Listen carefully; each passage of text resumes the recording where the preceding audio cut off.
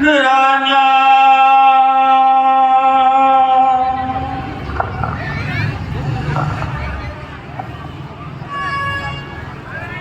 तो किसी साधु महात्मा की आवाज है जो मेरी कोई कुटी के आसपास बोल रहा है। ये साधु ही ऐसा है,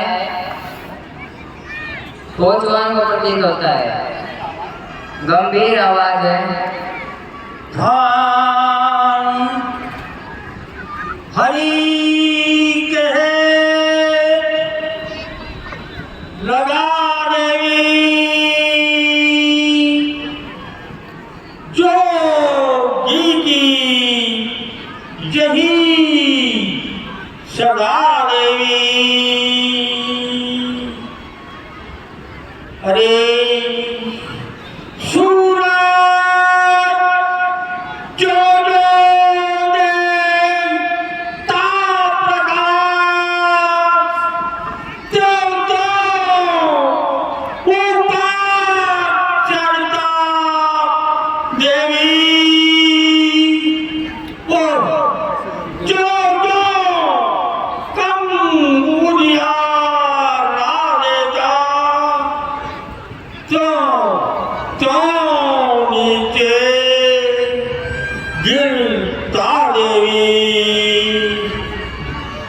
इसलिए बना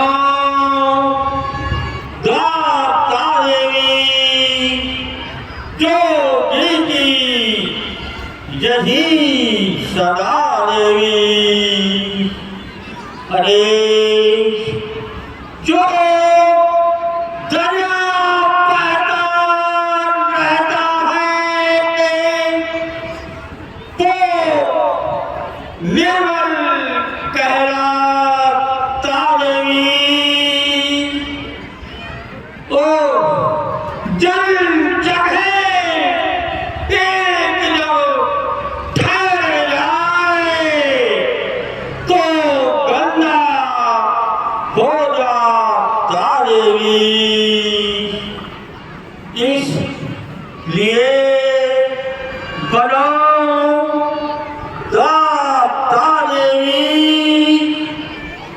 जो गीती यही सदा देवी।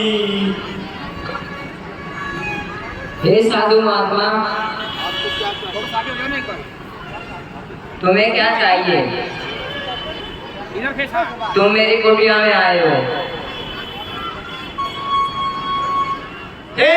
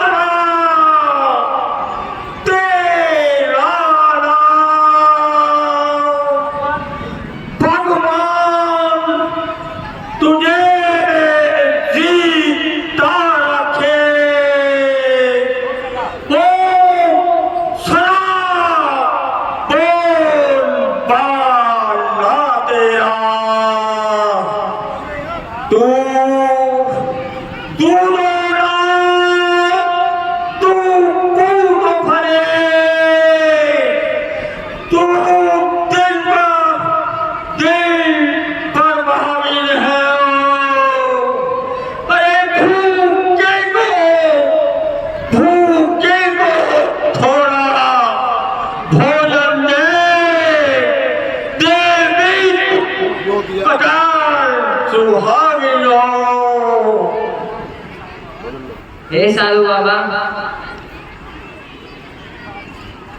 मेरे पास इस कुटिया में कुछ रात्रि के फल बचे हुए हैं। यदि आप चाहो कोशिश करना, ये लोग तो बैठे हैं ना, ये ना हो कोशिश करना।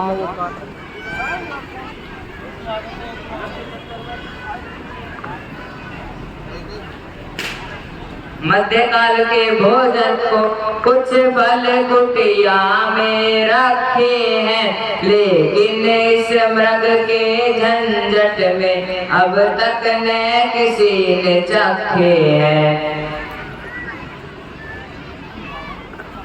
हे साधु बाबा, रात्रि काल के ये भोजन है,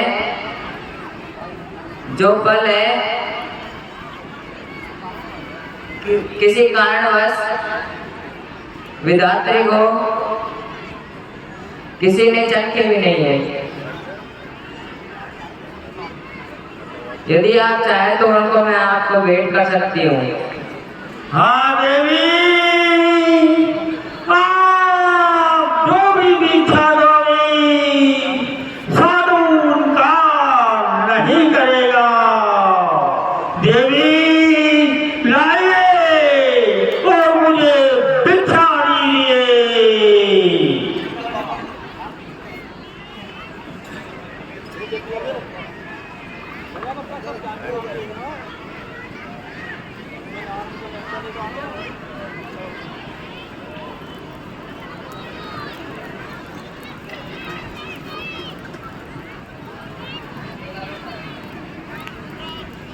जैसे ही रेखा का चारों तरफ पगड़ी प्रकट हो गई और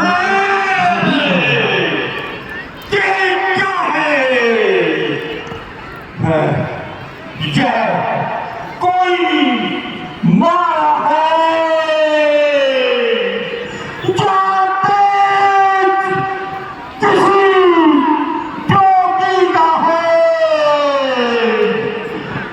अथवा अथवा सीते हैं महान सत ये तेज उसी सती का है। यदि रेखा का उल्लंघन करता हूँ तो निश्चय प्राण हरण मेरा। अरे कैसा कैसा सीता का हरण होता है, प्राण हरण मेरा।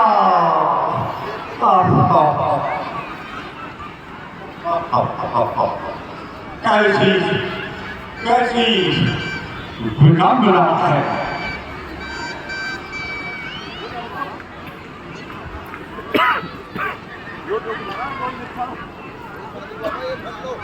हे साधु बाबा, ये भिक्षा दो।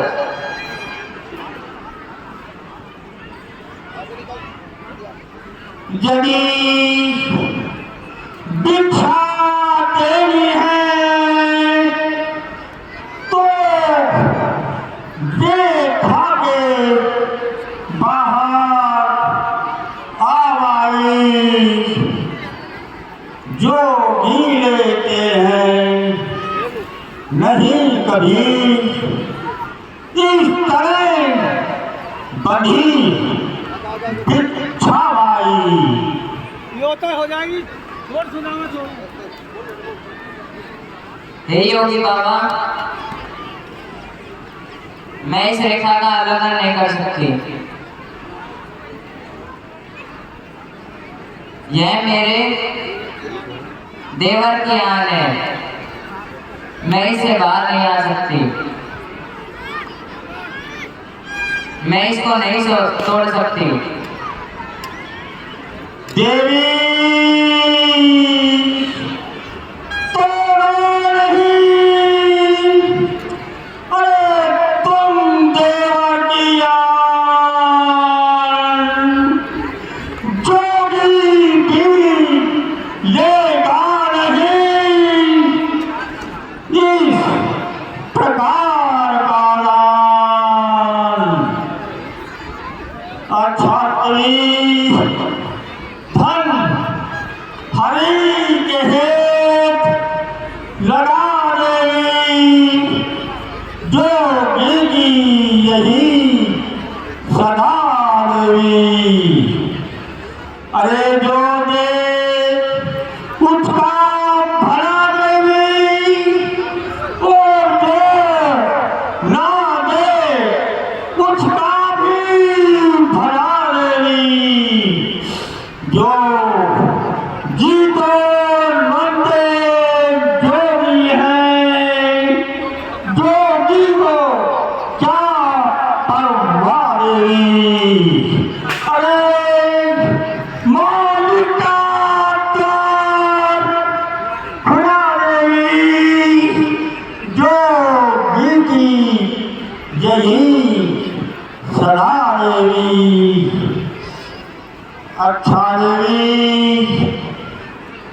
द्वार से शेख साधु भूखा और निहारी लौट जाता है। देवी तेरा कल्याण हो, कल्याण हो, कल्याण हो। ठहरो योगी बाबा, ठहरो ठहरो योगी बाबा। हे बाबा, अब आप ही बताइए, कोई उपाय मुझे बताइए जिससे मेरे देवर की आन भी रह जाए और आपको भिक्षा भी मिल जाए। हे बाबा, मुझे वही उपाय बताइए। हाँ देवी, ये उपाय मैं अवश्य बता सकता हूँ। देखो देवी, तुम्हारी कुटके के अंदर वो रत्नों से निर्मित आसन रखा हुआ है, उसी को रेखा के मध्य रख दीजिए और मुझे भिक्षा दे दीजिए, जिससे तुम्हारे देवर की आन लिया जाएगी। ओ इस जोगी का मनोरथ भी पूर्ण हो जाएगा देवी, पूर्ण हो जाएगा। बहुत अच्छा साधु बाबा, मैं ऐसा ही करती हूँ। देवर की आन रहे न रहे, रखूंगी धर्म गृहस्थी का। अब मैं रेखा का ध्यान छोड़ करती हूँ धर्म गृहस्थी का। हाँ देवी, जरूर गृहस्थी धर्म का पालन कीजिए। लाइए देवी, मुझे भिक्षा दीजिए।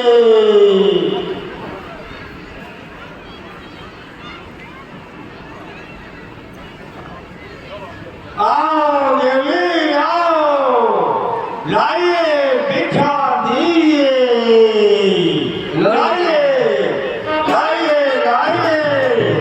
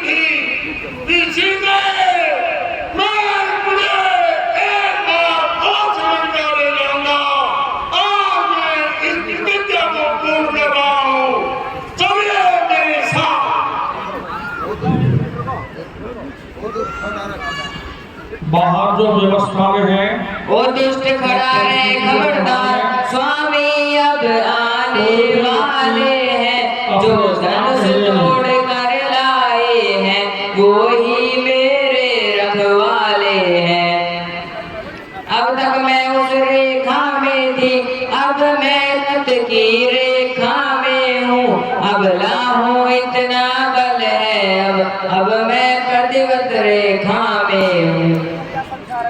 तू क्या संसार अगर आए तो भी बल तोल नहीं सकता।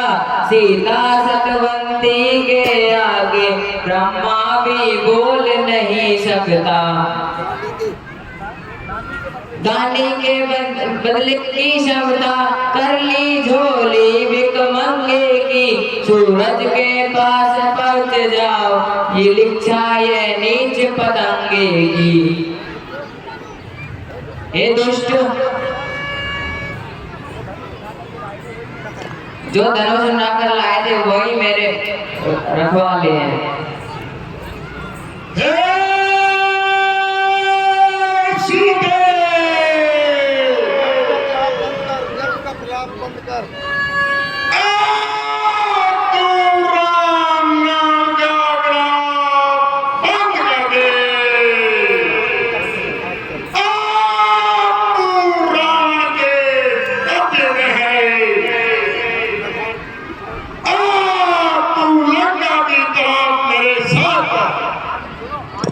सीता जी का क्रंदन और विलाप सुनकर मैं अपनी प्रतिज्ञा को पूर्ण करके सीता को लंका ले जा रहा हूँ। मैंने जो तेरे स्वर्ण में प्रतिज्ञा की थी आज उसको पूरा कर रहा हूँ। जटायु सीता जी का क्रंदन सुन लेते हैं और आकर के आगे बढ़कर वो रावण का मुकाबला करते हैं। आगे बढ़ जाओ, आगे जटायु, हाँ आगे माइक है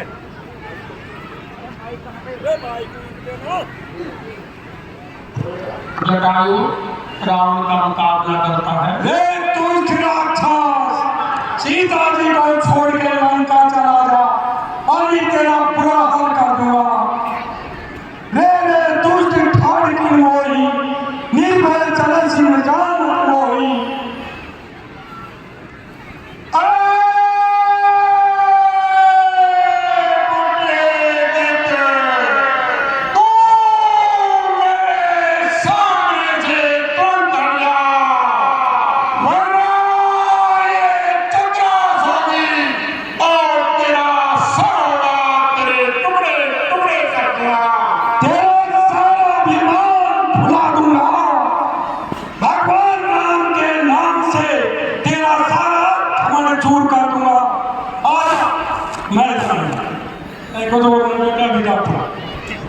रावण बुढ़े जटायु को मर्द समझकर उसको हल्के फुल्के अंदाज में लेता है, लेकिन जटायु अपने चौचों से उनको घायल करके रावण को मूर्छित कर देता है और माता जानकी को रावण के कब्जे से छुटा करके ले जाता है।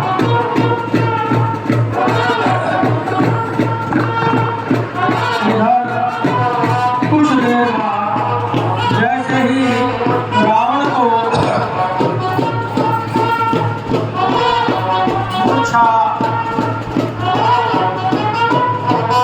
जैसे रावण की मूर्छा दूर होती है वो समझ कर कि मैंने तो इस भरत जटायु को बूढ़ा समझकर छोड़ दिया था, लेकिन ये तो मेरी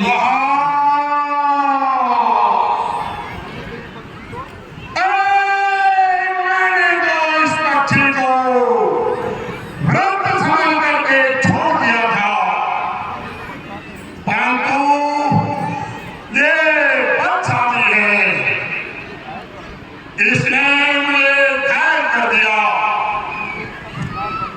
मुझे इसका संहार करना ही पड़ेगा। जय किसान, जय श्री राम।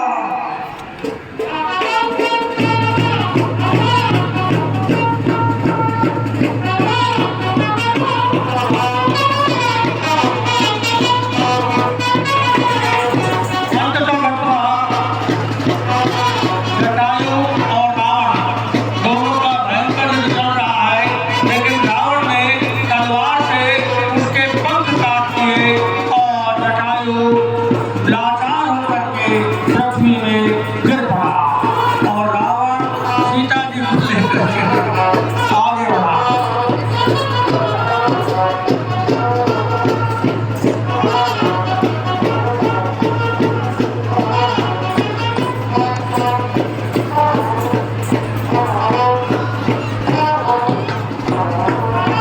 सीता जी जटायु को ये कह करके था कि मेरा आशीर्वाद है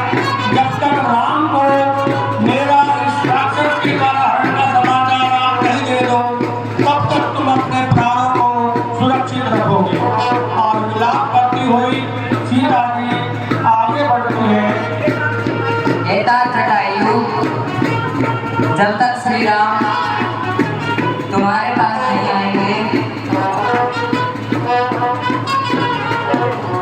तब तक तुम्हारे प्राण नहीं निकलेंगे। आगे जैसे ही सीता जी विलाप करती आती है, एक पर्वत के ऊपर बानरों को बैठा देख करके अपने कुछ वस्त्र और आभूषण उस पर्वत के ऊपर डाल देती है, जिससे कि कभी भगवान घोड़ते हुए आगे बढ़े तो इन वस्त्रों के माध्यम से भक्त को जानकारी मिल अगर कोई और विघ्न आ गया तो बड़ी कठिनाई पैदा हो जाएगी। इस विधता से सीता जी को लंका में लेकिन लंका में पहुंचते पहुंचते उसके मन में आई कि लंका में मुझे श्राप दिया था, यदि किसी स्त्री को तुम उसके साथ जबरदस्ती करोगे तो तुम्हारा विनाश हो जाएगा। तुम सीता जी को लंका में ले जाने की बजाय अशोक वाटिका में रखने की व्यवस्था करता है। हे साथी, रोको रोको।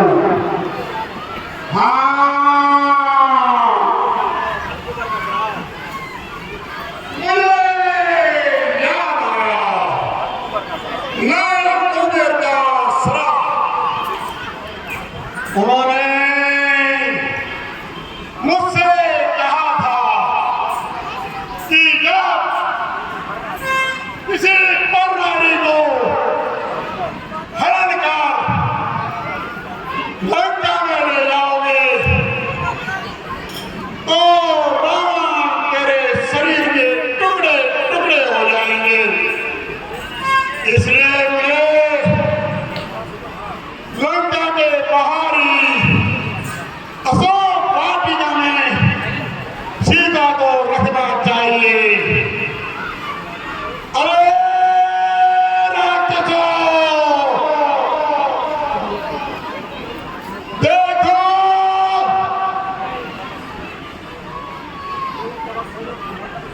इनको तपस्वी बालकों को जिसने बहन सुभद्रा की नाक और कान काटे थे, आज मैंने उसका बदला उसकी पत्नी को हर के पूरा कर दिया है। इसलिए सीता को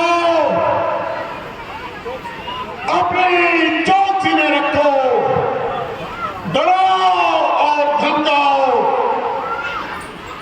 इसको रावण के लिए समर्पित होने के लिए समझाओ। बहुत अच्छा मेरे साथ त्रिजटा, तुम विशेष पहरेदार होगी। लंकेश हम ऐसा ही करेंगे।